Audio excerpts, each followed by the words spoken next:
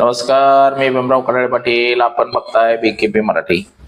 आज आपण एक नवीन असा विषय घेऊन आलेलो आहे की सुप्रीम कोर्टानं केंद्र सरकार आणि निवडणूक आयोगाला नोटीस काढलेली आहे आणि ह्या नोटीसमुळं खरंच ज्ञानेश कुमार आणि सुखविंदर सांगू म्हणजे हे निवडणूक आयुक्त आहेत दोन्ही पण. CJI निवडणूक आयुक्त, इलेक्शन कमिशनर दोन्ही पण आहेत.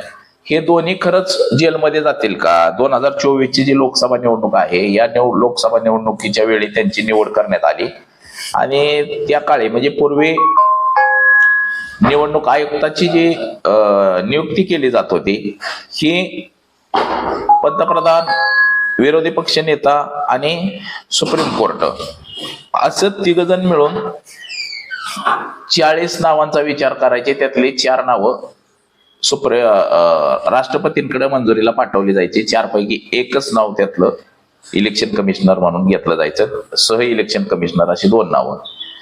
तर ही सगळी प्रक्रियाच 2024च्या अगोदर सगळी बदलून टाकली 2023 मध्ये. आणि खरंच निवडणुका ह्या फ्रॉड झाल्यात का त्या काळातल्या? आणि निवडणूक प्रक्रिया कशी बदलण्यात आली, तर त्याच विषयाची माहिती घेऊन आलोय. तर चला, सर्वप्रथम आपण जर चॅनल सबस्क्राईब केलं नसेल तर चॅनल सबस्क्राईब करावा ही सर्वांना विनंती. आणि चला चर्चेला सुरुवात करूया. 2024 मध्ये लोकसभा आणि विधानसभेच्या निवडणुका झाल्या, परंतु 2024च्या अगोदर देशामध्ये निवडणूक प्रक्रिया आणि निवडणूक इलेक्शन कमिशनर वरनं वादंग उठलं होतं आणि ते भारतीय जनता पक्षाला जसं पाहिजे तसं सोयीस्कर सगळे कायदे बनवले गेले. त्याचबरोबर निवडणूक आयुक्त रिटायर झाल्यानंतर त्याच्यावरती काहीही कारवाई केली जाणार नाही. म्हणजे त्यांनी काही चुकीचं जरी काम केलेलं असलं तरी त्याच्यावर काहीच कारवाई केली जाणार नाही असा कायदा राज्यसभा आणि लोकसभेमध्ये भाजपनं मंजूर करून घेतला. तर या सगळ्या प्रक्रियेच्या विरोधात आता सुप्रीम कोर्टानं केंद्र सरकारला आणि निवडणूक आयुक्ताला नोटीस काढलेली आहे.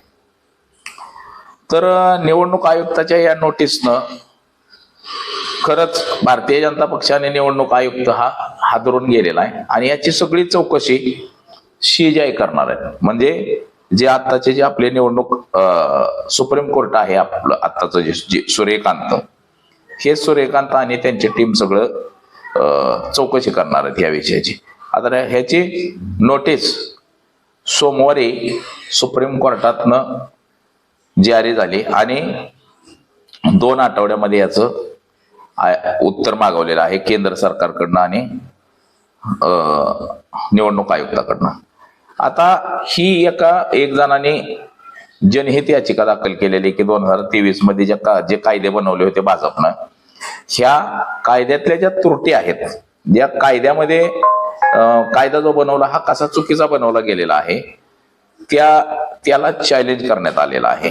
म्हणजे मुख्य सरन्यायाधीश जे आहेत आपले सूर्यकांत यांच्या नेतृत्वातल्या एका खंडपीठानं नोटीस जारी केलेली आहे आणि ते खंडपीठच हे सगळी चौकशी करणार आहे. तर ही सगळी प्रक्रिया आपण बघणार आहोत. ही तरतूद मुख्य निवडणूक आयुक्त आणि निवडणूक आयुक्तांना त्यांच्या अधिकृत कामांसाठी आजीवन आणि अभूतपूर्व दिवाणी आणि फौजदारी कारवाईतून सूट, म्हणजे त्यांनी काय जरी केलं, निवडणूक आयोगाने चुकीचं जरी काम केलेलं असलं तरी त्यांच्यावरती कारवाई होऊ शकत नाही असा हा कायदा बनवलेला आहे. आता फक्त सुप्रीम कोर्ट नव्हे तर राष्ट्रपतींच्या विरोधात फक्त खटला दाखल होऊ शकत नाही अशा आपल्या कायद्यात तरतूद आहे. परंतु ह्या मोदी सरकारनं निवडणूक आयोग सुद्धा त्या कक्षेत आणलेत. निवडणूक आयोगांवर सुद्धा कारवाई होणार नाही असं म्हटलं गेलं आणि तो तसा कायदा त्यांनी तयार केलेला आहे आणि त्यालाच कुठेतरी चॅलेंजिंग देण्यात आलेला आहे. तसं जी निवड प्रक्रिया आहे निवडणूक आयोगाची, ही सुद्धा सुधारण्यासाठीची ही याचिका आहे. सुखविंदर सांधू आणि ज्ञानेश कुमार हे 2 सध्याचे निवडणूक आयुक्त आहेत. तर अशी सूट संविधान निर्मात्यांनी सरन्यायाधीशांना दिली नव्हती आणि संसद असे संरक्षण देऊ शकत नाही. म्हणजे सरन्यायाधीश असतील किंवा निवडणूक आयोग असतील अशा लोकांना कुणालाही याच्यातून सूट दिलेली नाही, फक्त सुप्रीम कोर्टाला दिलेली आहे. तर हे प्रकरण पूर्ण मार्च 2023 आहे. सुप्रीम कोर्टाचाच निकाल आणि निवड समितीबाबत CJI चा समावेश करणे आवश्यक आहे. म्हणजे सुप्रीम कोर्ट ह्या निवड प्रक्रियेमध्ये होतं. म्हणजे पूर्वी कसं समजा निवडणूक आयुक्त नेमायचा आहे तर पंतप्रधानाचं एक मत, विरोधी पक्षाचं एक मत आणि सुप्रीम कोर्टाचं एक मत असं मिळून ह्या तिघांच्या मते एक नाव किंवा 4 नावं असं ह्यांना पाठवलं जात होतं राष्ट्रपतींकडे आणि ते राष्ट्रपती त्याला एका नावाला मंजुरी देत होते. मुख्य निवडणूक आयुक्त CAC आणि निवडणूक आयुक्त EC यांच्या नियुक्तीबाबत सर्वोच्च न्यायालयाने आपल्या निर्णयात म्हटले आहे की निवडणूक आयुक्तांची नियुक्ती एका समितीद्वारे केली जाईल आणि या समितीमध्ये पंतप्रधान, लोकसभेतील विरोधी पक्षनेता आणि सरन्यायाधीश म्हणजे CJI यांचा समावेश असेल. यापूर्वी केवळ केंद्र सरकार याची निवड करत होते. म्हणजे ही जी याचिका दाखल झालेली आहे या याचिकेमध्ये आता जी पूर्वीची जी निवड पंतप्रधान, विरोधी पक्षनेता आणि केंद्रीय मंत्री हे करत होते ते रद्द करण्यात आलेले आहे. नवीन जे सूर्यकांत म्हणून आता सरन्यायाधीश आहेत त्यांनी हे निर्णय लागू केलेला आहे आणि तसंच जे इतर गोष्टींची सुद्धा चौकशी होणार आहे. ही समिती मुख्य निवडणूक आयुक्त CAC आणि निवडणूक आयुक्त EC यांच्या नावाची शिफारस राष्ट्रपतींकडे करेल. त्यानंतर राष्ट्रपती त्यावरती शिक्कामोर्तब करतील तेव्हाच त्यांची नियुक्ती होऊ शकते. जोपर्यंत संसद निवडणूक आयुक्तांच्या नियुक्तीबाहेर कोणत्याही कायदा करत नाही तोपर्यंत ही प्रक्रिया लागू राहील असेही न्यायालयाने म्हटले आहे. आता 21 डिसेंबर 2023 निवडणूक आयुक्तांच्या नियुक्तीशी संबंधित नवीन विधेयक जे संसदेमध्ये दोन्ही सभागृहामध्ये मंजूर झालेलं होतं त्याला सुद्धा चॅलेंज करण्यात आलेलं आहे. केंद्र सरकारने मुख्य निवडणूक आयुक्त CAC आणि निवडणूक आयुक्त EC यांच्या नियुक्ती, सेवा, अटी आणि यांच्या कार्यकाळाशी संबंधित नवीन विधेयक आणले. यानुसार निवडणूक आयुक्ताने नियुक्ती 3 सदस्यांची समिती करेल. यात पंतप्रधान, लोकसभेतील विरोधी पक्ष नेता आणि केंद्रीय मंत्री असं हे विधेयक नरेंद्र मोदींनी आणलेलं होतं. तर या समितीतून सरन्यायाधीशांना वगळण्यात आलेलं होतं. म्हणजे पाठीमागच्या ह्याच्यात नरेंद्र मोदींनी जे आणलं होतं आणि हे 21 डिसेंबर 2023 ला जे हिवाळी अधिवेशन झालं या हिवाळी अधिवेशनामध्ये हा कायदा मंजूर केला होता. ते पण आपण बघूया. नवीन कायद्याला विरोधकांनी आक्षेप घेतलेला होता. विरोधी पक्षांचं म्हणणं होतं की सरकार सर्वोच्च न्यायालयाच्या संविधान पीठाच्या आदेशाविरोधात विधेयक आणून त्याला कमकुवत करत आहे. यापूर्वी सर्वोच्च न्यायालयाने मार्च 2023 मध्ये एका आदेशामध्ये म्हटलं होतं की मुख्य निवडणूक आयुक्त म्हणजेच CAC यांचे नियुक्त भारताचे पंतप्रधान, सरन्यायाधीश आणि विरोधी पक्षाच्या सल्ल्याने राष्ट्रपतींनी करावे असं विरोधी पक्षाचं मत होतं. परंतु 4 डिसेंबर 2025 ला सर्वोच्च न्यायालयाने तत्कालीन सरन्यायाधीश जस्टिस खन्ना यांनी मुख्य निवडणूक आयुक्त EC यांची निवड व EC यांच्या नियुक्तीशी संबंधित प्रकरणाच्या सुनावणीतून स्वतःला वेगळं केलं होतं. म्हणजे त्यांनी ते त्या निवड प्रक्रियेमध्ये नव्हते. आता हे निवडणूक आयुक्तांच्या नियुक्तीचा मुद्दा आपण समजून घेतला पाहिजे. यापूर्वीचा म्हणजे आता ज्याला जे चॅलेंजिंग झालंय ते मी तुम्हाला सांगतोय. पूर्वी निवडणूक आयुक्तांची नियुक्ती केंद्र सरकार करत असे. 23 मार्च सर्वोच्च न्यायालयाच्या आदेश दिला की पंतप्रधान, लोकसभेतील विरोधी पक्ष नेता आणि सरन्यायाधीश यांचा समावेश असलेली समिती यांची नियुक्ती करेल. ऑगस्ट 2023 केंद्र सरकारने पावसाळी अधिवेशनादरम्यान मुख्य निवडणूक आयुक्त आणि इतर निवडणूक आयुक्तांसाठी कायदा 2023 मध्ये आणला. नवीन विधेयक निवडणूक नियुक्तीची पंतप्रधान, विरोधी पक्ष नेता आणि केंद्रीय मंत्र्यांनी केली. म्हणजे पाठीमागच्या काळामध्ये झालं ते. 2023 डिसेंबर मध्ये हिवाळी अधिवेशनात दोन्ही सभागृहात CA आणि इतर आयुक्तांच्या विधेयकाला मंजुरी मिळाली. म्हणजे हे मोदी सरकारनं करून घेतलं स्वतःच्या फायद्यासाठी. बघा, तेच मी तुम्हाला सांगतोय. आता त्याच्यावरती सुप्रीम कोर्टाचं काय मत आलेलं आहे. 23 जानेवारी 2024 ला काँग्रेस नेत्या जया ठाकूर यांनी सर्वोच्च न्यायालयात याचिका दाखल करून नियुक्तीच्या प्रक्रियेतून सरन्यायाधीशांना काढून टाकण्यास आव्हान दिले. म्हणजे मोदी सरकारने जे सरन्यायाधीशांना काढलं होतं त्यातनं ह्याला आव्हान दिलं गेलं. जया ठाकूर यांच्याकडून 2024 ला याचिका दाखल करण्यात आली. त्याच्या आता ते हिअरिंग सुरू आहे मित्रांनो. 12 जानेवारी सर्वोच्च न्यायालयाने याचिकेवर सुनावणी करताना केंद्र सरकारला नोटीस बजावली आणि 21 मार्च पर्यंत उत्तर मागवलेलं आहे. म्हणजे आता नोटीस बजावली. 9 मार्च लोकसभा निवडणुकीच्या तारखा जाहीर होण्यापूर्वीच निवडणूक आयुक्त अरुण गोयल यांचा राजीनामा, म्हणजे 2024 ला ज्या निवडणुका ज्या जाहीर होणार होत्या आपल्या लोकसभेच्या, त्याच्या अगोदरच निवडणूक आयुक्त जे अरुण गोयल होते यांनी तडकाफडकी राजीनामा दिला आणि त्यानंतर मात्र दोघांची निवड झाली बघा. म्हणजे 20 मार्च सरकारने सर्वोच्च न्यायालयात उत्तर दाखल केले, ज्यामध्ये असं म्हटलं की निवडणूक आयुक्तांच्या न्यायाधीशांची आवश्यकता नाही, म्हणजे निवडणूक प्रक्रियेमध्ये न्यायाधीशांची आवश्यकता नाही असं म्हटलं गेलं. आणि त्यानंतर मात्र खरं इथं ट्विस्ट आलं की भाजपनं फक्त केंद्रीय मंत्री, पंतप्रधान आणि विरोधी पक्ष नेता अशी 2-3च माणसं ठेवली. म्हणजे सुप्रीम कोर्ट होतं त्याच्यामधलं ते काढून टाकलं गेलेलं आहे.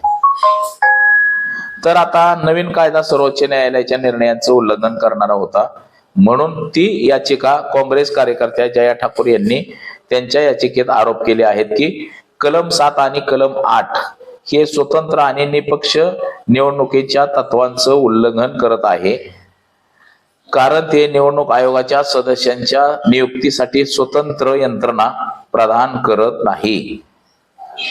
याचिकेत असे हे म्हटले की हा कायदा सर्वोच्च न्यायालयाच्या मार्च 2023च्या निर्णयाला रद्द करण्यासाठी बनविण्यात आला आहे, ज्याने केंद्र सरकारने मुख्य निवडणूक आयुक्त CEC आणि निवडणूक आयुक्त EC यांची एकतर्फी नियुक्ती करण्याचे अधिकार काढून घेतलेले आहेत, अशी प्रथा जी देशाच्या स्वातंत्र्यापासून चालत आलेली नाही.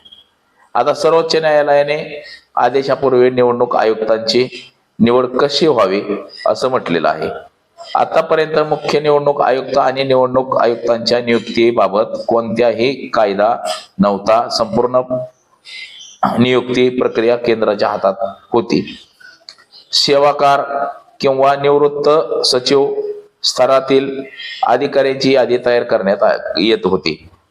कधी कधी या यादीमध्ये 40 जणांची नावं असायची की ते निवडणूक आयुक्त होऊ शकतात आणि त्यातून 3 नावं निवडली जायची आणि पंतप्रधान राष्ट्रपतींना या नावांबाबत विचार करायला सांगायचे. त्यानंतर पंतप्रधानांनी पॅनलमधून अधिकाऱ्यांची सल्लामत करून 4 पैकी 1 नाव राष्ट्रपतींकडे पाठवलं जात होतं. नावासोबत चिठ्ठी सुद्धा पाठवली जात होती.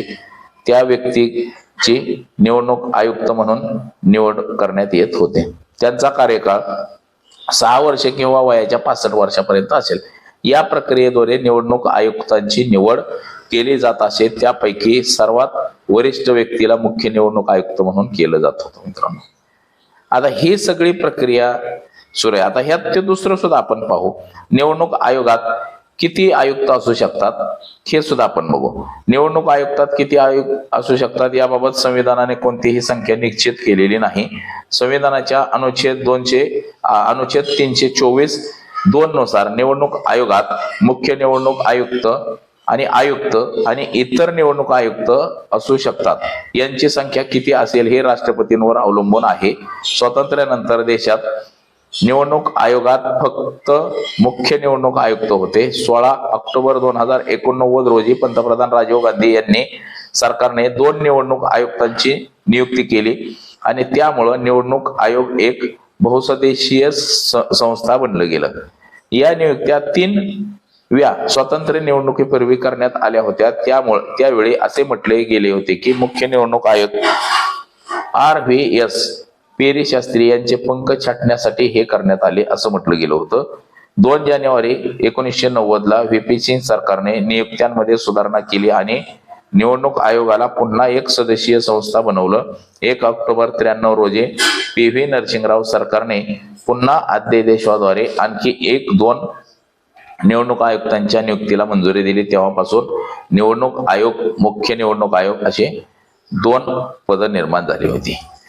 आता ह्या सगळ्या गोष्टीला चॅलेंजिंग करण्यात आलेलं आहे काँग्रेस पक्षाच्या कार्यकर्त्यांकडून, म्हणजे काँग्रेस पक्षाच्या नेत्याकडून. तर हे सगळं प्रकरण सुप्रीम कोर्टानं समजून घेतलं. जे आपल्याकडे आता जे नवनियुक्त जस्टिस सूर्यकांत म्हणून आहेत, त्यांनी हे सगळं प्रकरण ऐकून घेतलं. ही याचिका खरी पाहता 2023 लाच दाखल झालेली होती. आणि ही याचिका दाखल झाल्यानंतर त्याचा आता आपल्याला माहिती आहे की सुनावण्या कशा सुरू असतात पुढे पुढे, अजून सुद्धा ते 2029 पर्यंत याचा निकाल येणार नाही, ते पुढं पुढं पुढं पुढं चलत राहणार आहे. तर याच्यामध्ये झालंय असं की निवडणूक आयुक्ताची जी निवड करायची, निवडणूक आयोग सीईसी आणि ईसी इलेक्शन कमिशनर आपण ज्याला म्हणतो ते, या निवडी ज्या करायच्या आहेत ह्या पूर्वी कशा केल्या जात होत्या की पंतप्रधानाचं एक मत, विरोधी पक्षाचं एक मत आणि सुप्रीम कोर्टाचं एक मत असं होतं. आणि त्यानंतर मात्र भारतीय जनता पक्षानं 2023 मध्ये काही कायदे अंमलात आणले आणि त्याच्यातलं सुप्रीम कोर्टाचं नाव काढून टाकलं, तिथं केंद्रीय मंत्री घेतलं. मग त्याचं असं झालं की ही निवडणुका पारदर्शक होणार कशा, म्हणजे पंतप्रधान आणि त्याच्यातला असलेला केंद्रीय मंत्री हे दोन्ही एका विचाराचे झाले. दोघांची मतं ज्या बाजूला असतील त्या बाजूचा इलेक्शन कमिशनर बनणार असं आता झालेलं आहे. ह्या गोष्टीला चॅलेंजिंग झालेलं आहे. त्याचबरोबर हिवाळी अधिवेशनामध्ये 2023 लाच नरेंद्र मोदींनी दुसरं एक विधेयक पारित केलं की त्यामध्ये इलेक्शन कमिशनर वरती कुठलीही कारवाई होणार नाही. म्हणजे जसं की आता भारतीय आपले जे राज्यघटना आहे याच्यामध्ये अशी तरतूद आहे की सुप्रीम कोर्ट नव्हे, पंतप्रधान नव्हे, तर फक्त आणि फक्त राष्ट्रपतींवरती कुठलीही कारवाई होणार नाही अशी फक्त तरतूद आहे. आणि ही सगळी अशी तरतूद असताना ही नरेंद्र मोदींनी ती इलेक्शन कमिशनर पर्यंत ती आणली. आणि हेच कुठंतरी भारतीय घटनेच्या अनुच्छेद 7 आणि 8चं उल्लंघन करणार आहे असं काहीसं याचिकेमध्ये म्हटलं गेलेलं. आणि यावरच जस्टिस खन्ना यांच्या कार्यकाळातली ही याचिका, त्यांनी ते बाजूला त्या याचिकेतून सरले होते. मात्र आता त्याची सुनावणी ही सूर्यकांत यांच्याकडं सुरू आहे आणि सूर्यकांत यांनी केंद्र सरकारला आणि निवडणूक आयुक्ताला याची नोटीस धाडलेली आहे की याचं उत्तर आपण द्या असं धाडलेलं आहे. बघा, हे जर आता कायदे दोन्ही रद्द झाले तर मात्र निवडणूक आयोग हा जेलमध्ये जाईल असंच काहीच. म्हणजे 2024 मध्ये जे इलेक्शन झालं लोकसभेचं, हे सगळं इलेक्शन फ्रॉड झालंय असं काही लोकांचं म्हणणं आहे. आणि या इलेक्शन मध्ये काय काय झालं, कसं कसं घोटाळे झालेत हे सुद्धा राहुल गांधी यांनी वेळोवेळी मांडलेलं आहे. तर या सगळ्या गोष्टींवरनं असं दिसतंय की सध्या आता नरेंद्र मोदी यांच्या विरोधात अनेक निर्णय जाताना आपल्याला दिसत आहेत. तर या निवडणूक प्रक्रियेमध्ये पारदर्शकता यावी हीच सगळ्यांची अपेक्षा असते. तर येणारा कार्यकाळ हा मोदींसाठी कठीण बनलेला आहे असंच काहीच आपल्याला दिसतंय. तर आज एवढंच. माझा